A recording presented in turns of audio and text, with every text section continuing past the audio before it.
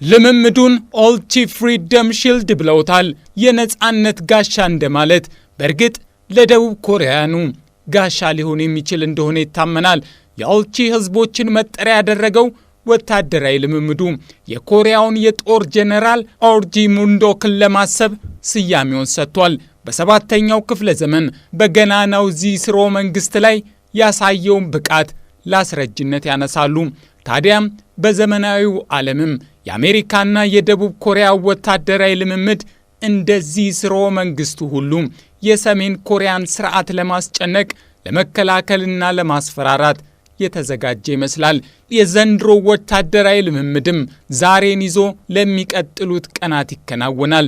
እንደተለመደው ሰሜን ኮሪያም በልምምዱ ላይ ተቃውሞዋን አሰምታ ትንኮሳ ብለዋለች። ሆኖም ግን ይህ ወታደራዊ ልምምድ ተጽዕኖ ዛሬ በኮሪያ ልሳነ ምድር ላይ ብቻ ተገድቦ የሚያበቃ አይመስልም። ከዚያ ይሻገራል፣ መካከለኛው ምስራቅንም ይጎበኛል። የአሜሪካው ፕሬዝዳንት ዶናልድ ትራምፕ በማህበራዊ ትስስር ገጻቸው ላይ እንዳሰፈሩት በዋሽንግተንና ሴኡል መካከል የሚደረገው ወታደራዊ ልምምድ ተጠናክሮ ይቀጥላል። ይህም ለቴህራን የሚደረገው ድጋፍ እንዲቀንስ ሊያደርግ ይችላል ብለዋል። ይህ ምን ማለት ነው? ነገሩ እንዲህ ነው። በዓለም የጂኦፖለቲካ ፍጥጫና ፉክክር ውስጥ ባለፉ ዓመታት ታሪኮች እንደምናውቀው የተለያዩ ሀገራትና ቡድኖች ጥምረት ፈጥረዋል። አሁንም ይኸው የታሪክ መስመር ሳይዛነፍ የቀጠለ መስሏል። ከጥቂት ወራት በፊት እስራኤልና አሜሪካ በኢራን ላይ የጋራ ወታደራዊ እርምጃ ወሰዱ። ይህን ተከትሎ የሰሜን ኮሪያው መሪ ኪም ጆንግ ኡን ከኢራን ጎን መቆማቸውን አሳወቁ። በተለይም ሙሽታብ ካማኒ ሲመረጡ ኢራናውያን ምርጫቸውን አሳውቀዋል። እኛም መሪያቸውን እንደግፋለን ሲሉ ወደ ነገሩ ገቡ።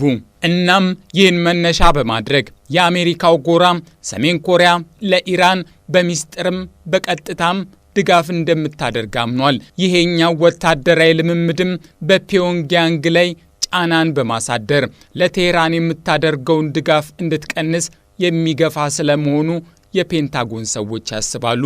ነገሩ ግን እንዲህ አይመስልም። ቴህራንና ፒዮንግያንግ ጠንካራ የሚባል ዲፕሎማሲያዊና ወታደራዊ ወዳጅነት መስርተዋል። የፋይናንሻል ኤክስፕረስ አተታም ሰሜን ኮሪያ ኢራንን የመደገፏ አመክንዮ ሲል ባስቀመጠው ጽሑፍ ላይ የመጀመሪያው ሁለቱም ሀገራት የጋራ ጠላት መኖሩ ነው ይላል። ቴህራንም ሆነ ፒዮንግያንግ የጸረ ዋሽንግተን እሳቤን የሚያራምዱ የምዕራቡን ዓለም ጂኦፖለቲካዊ ዘዋሪነት አጥብቀው የሚጻረሩ ናቸው። ሌላው ወታደራዊና ስትራቴጂካዊ ትብብራቸው ከሚሳኤል እስከ አነስተኛ የጦር መሳሪያ ድጋፍና ሽያጭ ድረስ በርትቶ መቀጠሉ ነው። ሁለቱም ሀገራት ማስተላለፍ የፈለጉትም የጋራ ፖለቲካዊ መልእክት እንዳላቸው የሚነግሩን ምልክቶች አሉ። ከዚህ ባሻገር ደግሞ ሁለቱም ሀገራት እየተጠናከረ የመጣውን የዓለም ሀያልነትና የጂኦፖለቲካዊ በላይነት ፍጥጫ ላይ የግራውን ጎራ ይዘው መቆማቸው ነው። እናም አፍንጫ ሲመታ እንዲሉ ሰሜን ኮሪያን በማስደንገጥ በማስፈራራትም በኢራን የምታደርገውን ድጋፍ ለማድከም ያሰቡት የዋሽንግተን ሰዎች በአንድ ድንጋይ ፒዮንግያንግንም ቴህራንንም ለመምታት ወታደራዊ ልምምዱን በማጠናከር ላይ ተስማምተዋል።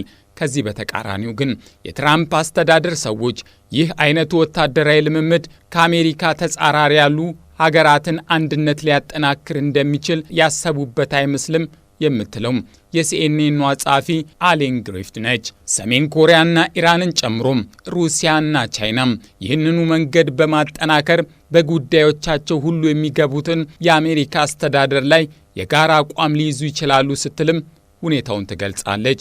ወታደራዊ ልምምዱ እንደተባለው በኢራንና ሰሜን ኮሪያ ላይ ተጽዕኖ ያደርግ ይሆን የሚለውን ተሻግረን ነገሮች በዚሁ የሚቀጥሉ ከሆነ ግን የዓለምን የሀያልነት ሚዛን ይለውጡ ይሆን የሚለው ጥያቄ ግን አሁን እንዲነሳ መሰረቱን የያዘ ይመስላል።